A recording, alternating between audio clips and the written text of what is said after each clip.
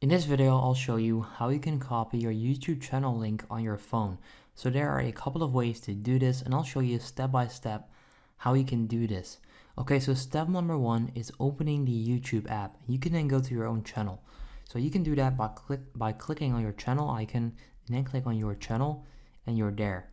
Now you can then click on the three dots at the top right corner, and then click on share right there. Now for some people, this is not showing up. I'll show you how you can fix that, but if it's showing up, click on copy link, and there you go. That's it.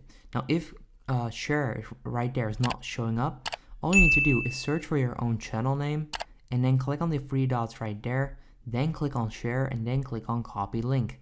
Once again, if your channel is not showing up here, you can actually click on filters. So you can click right here, top right corner, and then click on type and then select channel.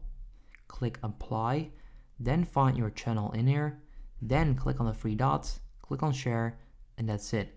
So that's how you can copy your YouTube channel link on your phone. If this video helps you out, leave a like, and then I'll see you in the next one. Have a good day.